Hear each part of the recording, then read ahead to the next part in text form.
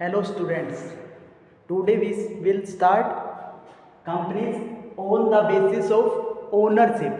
यानी किनके आधार पर आप कंपनीज पढ़ोगे? ओनरशिप के आधार पर, स्वामित्व के आधार पर कंपनियां पढ़ेंगे। तो फर्स्ट है आपकी गवर्नमेंट कंपनीज, यानी कि सरकारी कंपनी। गवर्नमेंट कंपनी को क्या कह सकते हो? सरकारी कंपनी। तो गवर्नमेंट कंपनी क्या होगी? सरकारी कंपनी, यानी कि जिसकी ओनरशिप, जिसका स्वामित्व किसके पास में हो सकता है? आपका जिसकी ओनरशिप है वो आपकी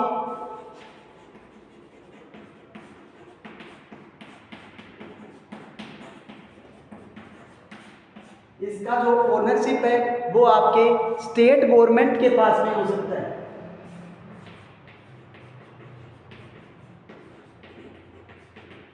इसकी जो ओनरशिप है वो किसके पास में हो सकती है? स्टेट गवर्नमेंट के पास में हो सकती है, सेंट्रल गवर्नमेंट के पास में हो सकती है,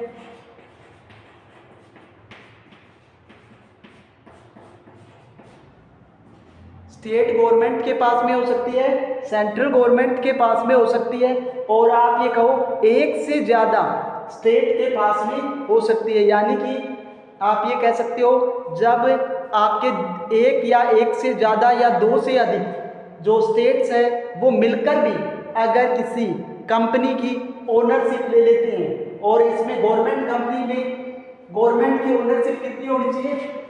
मोर देन 50%, या आप ये कह सकते हो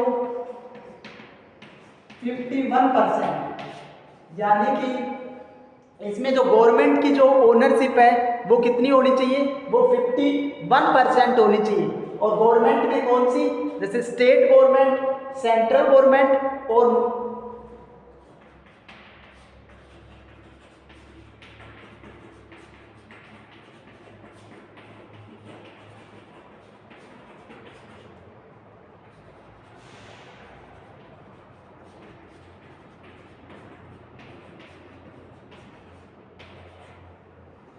तो आप ये लिख सकते हो जब आपके एक से ज्यादा स्टेट के द्वारा अगर आपस में मिलकर भी 51% जो ओनरशिप है वो उनके पास में हो तो उसको भी क्या कहेंगे हम? Government company. अब जो गवर्नमेंट कंपनी है इसका जो एग्जिस्टेंस है, इसका जो एग्जिस्टेंस है वो गवर्नमेंट से अलग होगा। यानी आप ये नहीं कह सकते कि ये जो गवर्नमेंट कंपनी है वो गवर्नमेंट है, ये गवर्नमेंट कंपनी है, इसका एग्जिस्टेंस किससे अलग होगा? आपकी गवर्नमेंट से अलग होगा। यानी कि ये सेपरेट क्वांटिटी, जो सेपरेट एंटिटी कॉन्सेप्ट है उसके अकॉर्डिंग गवर्नमेंट कंपनी अलग होगी और आपकी गवर्नमेंट अलग होगी। यानी किसी भी वर्क के लिए आप जो है कंपनी को लायबल नहीं ठहरा सकते हो।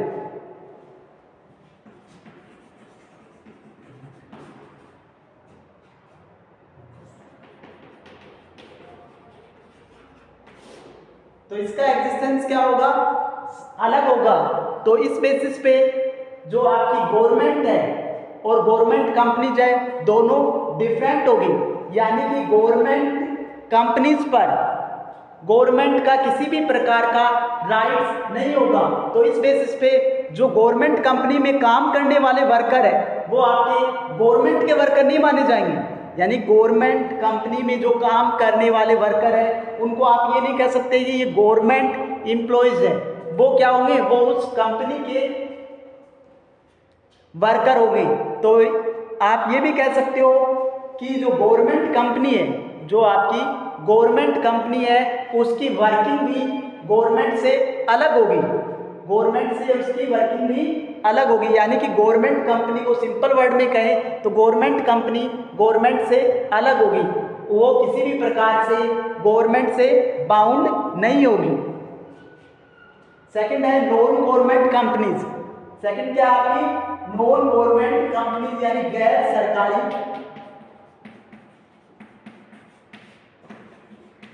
कंपनी। सेकंड क्या है? नॉन गवर्नमेंट कंपनीज, गैर सरकारी कंपनी। नॉन गवर्नमेंट कंपनीज क्या होगी? जिसकी जो ओनरशिप है वो आपके प्राइवेट के पास में हो। या कोऑपरेटिव सोसाइटीज के पास में हो, वो क्या होगी, वो आपकी नॉन गवर्नमेंट कंपनीज होगी, यानी गैर सरकारी कंपनियां होती हैं। तो बेसिकली सिंपल वर्ड में क्या हो, गवर्नमेंट कंपनी जिसकी ओनरशिप गवर्नमेंट के पास में हो, और नॉन गवर्नमेंट कंपनी जिनकी ओनरशिप आपकी प्राइवेट सेक्टर के पास में हो, वो आपकी नॉन गवर्नमेंट कंपनीज होगी। अब क्या है, on the basis of capital market, on the basis of capital market, पूंजी बाजार में पहुंच के आधार पर, यानी कि कैपिटल मार्केट के आधार पर दो पार्ट्स में डिवाइड की गई है। तो लिस्टेड कंपनीज, सूचीबद्ध कंपनियां,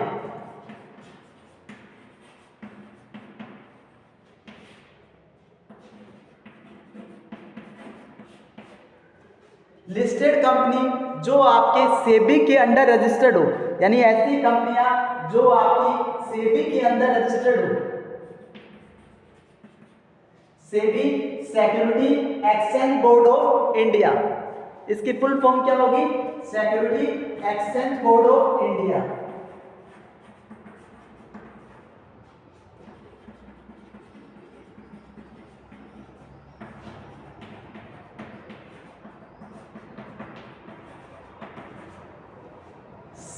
यानी कि जो कंपनी आपकी सेबी के अंदर रजिस्टर्ड होगी उसको क्या कहेंगे, लिस्टेड कंपनियां।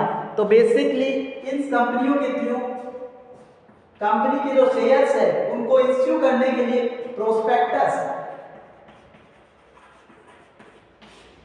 प्रोस्पेक्टस इश्यू करना पड़ता है, यानी प्रविवरण जारी करना पड़ता है, जिसके आधार पर इसमें पब्लिक पर्सन्स इन्वेस्ट कर सकते हैं, यानी कि कोई भी व्यक्ति जो चाहे वो इनमें इन्वेस्टमेंट कर सकता है।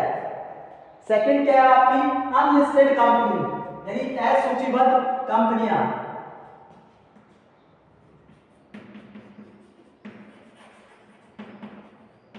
असूचीबद्ध कंपनियां यानी कि वो कंपनी जो आपके सेबी के अंदर रजिस्टर्ड नहीं है, यानी security exchange board of India के अंदर रजिस्टर्ड नहीं है, वो क्या होगी, वो आपकी अनलिस्टेड कंपनी होती है, वो आपकी अनलिस्टेड कंपनी होगी। तो इस पे रूल्स और रेगुलेशंस किसके होंगे, इस पे आपके कंपनीज एक्ट के रूल्स और रेगुलेशंस होंगे।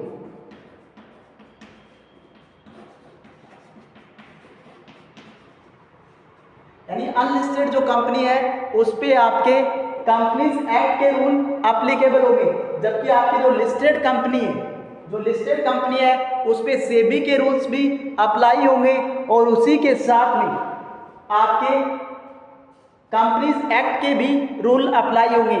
यानी आप ये कह सकते हो जो अनलिस्टेड कंपनी है वो कंपनीज एक्ट के रूल्स मानने के लिए भी बाध्य है, और आपके सेबी के रूल्स मानने के लिए भी बाध्य होते हैं। यानी कि इनको जो मिनिमम सब्सक्रिप्शन है इससे रिलेटेड हर इश्यूज को मानना पड़ता है।